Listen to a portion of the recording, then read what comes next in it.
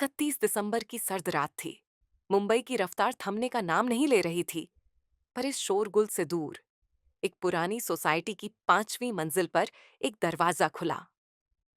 अंदर कदम रखा सिया मल्होत्रा ने, 6 साल बाद विदेश से लौटकर। उसका बेटा रोहन, करीब 7 साल का मासूम बच्चा, उसका हाथ थामे हुए था।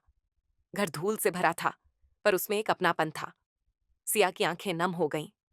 यही वो घर था जहां उसकी शादी हुई थी, और वहीं टूटी भी। उसके पति की मृत्यु के बाद वह बेटे के साथ लंदन चली गई थी। वो आज भारत लौटी थी, एक नई शुरुआत के लिए, या शायद अपने अतीत से हिसाब चुकता करने के लिए। शाम ढल रही थी, पर रोहन भूखा था। सिया ने खाना बनाने की कोशिश की, पर गैस कनेक्शन चालू नहीं था। उसने नीचे की सड़क पर मौजूद ब्लूबेल कैफे का बोर्ड देखा और रोहन का हाथ थामा। कैफे में संगीत धीमा था, कुछ कुर्सियां खाली थीं। तभी वहां आया एक लंबा चौड़ा आदमी, शांत चेहरा, सूती कुर्ता और आंखों में अजीब सी उदासी। आपके लिए कुछ? उसने पूछा। दूध और कुछ खाने को, सिया बोली। आपके बेटे के लिए गरम दूध और मैगी चलेंगी? उसने मुस्कुराते हुए कहा। आप यहाँ काम करते हैं? सिया ने पूछा। नहीं, लेकिन मैं ये जगह जानता हूँ। मेरा नाम रवि कपूर है। दोनों की बातचीत धीरे धीरे एक सहजता में बदल गई। रवि ने रोहन को दूध पिलाया और सिया को कॉफी दी। उस छोटी सी मुलाकात में कुछ तो था जो उन्हें जोड़ रहा था। रात के 10 बज चुके थे। सिया ने रवि को धन्यवाद कहा और निकलने लगी। आप यहाँ नए लगते हैं, रवि ने कहा। जी, कई साल बाद लौटी हूँ, सिया बोली। कभी कुछ चाहिए हो तो कहिएगा, रवि ने हल्की मुस्कान के साथ कहा। सिया को वो आदमी अच्छा लगा, पर साथ ही अजीब भी, जैसे वो कुछ छिपा रहा हो। उसी रात रवि अपने छोटे से कमरे में बैठा एक पुरानी डायरी पढ़ रहा था। उसमें एक तस्वीर थी, एक औरत की, जिसका नाम था मोनिका। तस्वीर को देखकर उसके चेहरे के भाव बदल गए। क्या सिया को पता था कि रवि के अतीत में भी एक अधूरी कहानी छिपी है? अगले दिन सिया अपने घर की सफाई कर रही थी, जब उसे एक अलमारी से एक पुराना खत मिला। वो उसके पति आदित्य का लिखा हुआ था, मौत से कुछ दिन पहले। सिया, अगर मैं कभी कुछ कहे बिना चला जाऊं, तो जान लो कि हर कोई वैसा नहीं होता जैसा वो दिखता है। सच कई बार बहुत देर से सामने आता है। सिया की रूह कांप गई। क्या आदित्य की मौत एक हादसा थी या कुछ और? वो रवि को उस रात फिर से मिली, उसी कैफे में। उसने रवि से पूछा, आप किसी मोनिका को जानते हैं? रवि का चेहरा एक पल को स्याह पड़ गया। हाँ, लेकिन वो अब इस दुनिया में नहीं है। सिया और रवि अब अक्सर मिलने लगे थे। रोहन भी रवि से घुल मिल गया था, लेकिन जितना सिया रवि को समझने की कोशिश करती, उतना ही वो उलझती जाती। एक रात जब तीनों ने साथ में खाना खाया, रवि ने सिया से पूछा, क्या तुम किसी पर फिर से भरोसा कर सकती हो? सिया चुप रही, लेकिन उसकी आंखों में एक सवाल था। क्या वो रवि पर भरोसा कर सकती है? रात गहराई, रोहन सो चुका था।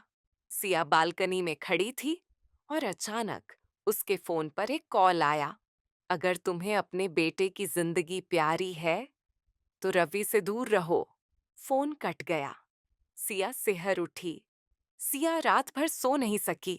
वो फोन कॉल उसके जहन में घूमती रही। कौन था वो? और रवि से दूर रहने की चेतावनी क्यों? अगली सुबह उसने रवि को टाल दिया। रवि ने कॉल किया, पर सिया ने बहाना बनाकर बात नहीं की। लेकिन रवि को अंदाजा हो गया कि कुछ तो बदल गया है। उसी दिन रवि एक पुराने कब्रिस्तान में गया और एक कब्र पर फूल चढ़ाए। पत्थर पर लिखा था, मोनिका कपूर, 1985 से 2018 तक। रवि ने बुदबुदाया, मैंने वादा किया था कि सच्चाई कभी नहीं छुपाऊंगा, पर अब वक्त आ गया है।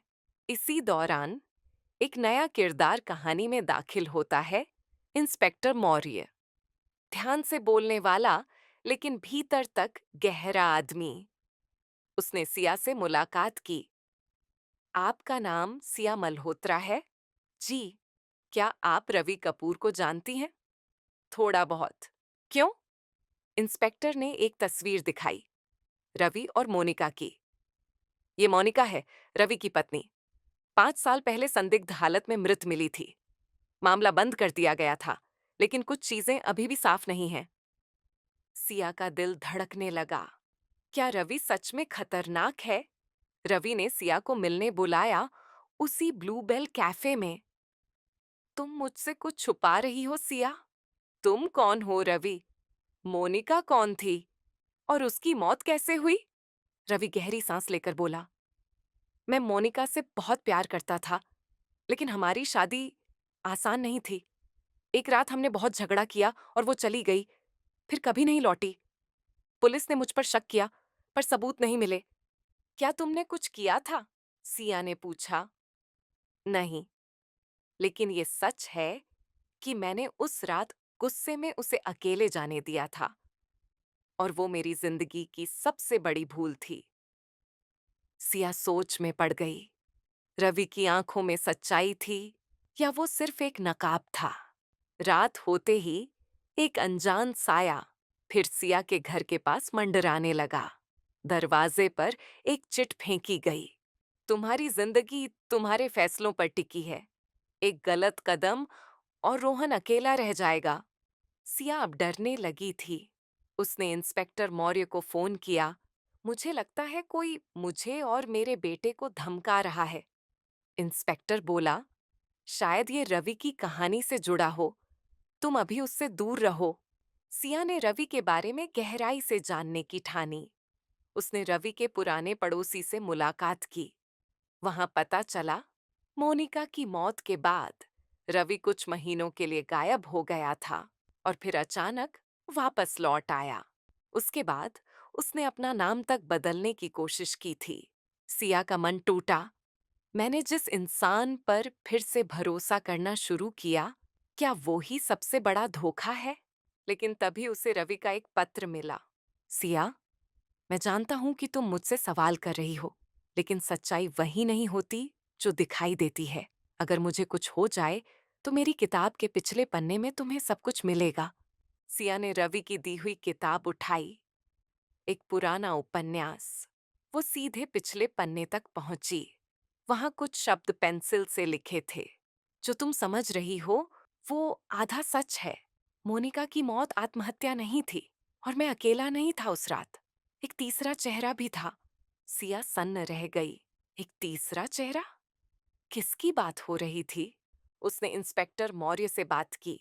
क्या मोनिका की मौत वाले केस में कोई और संदिग्ध था? था।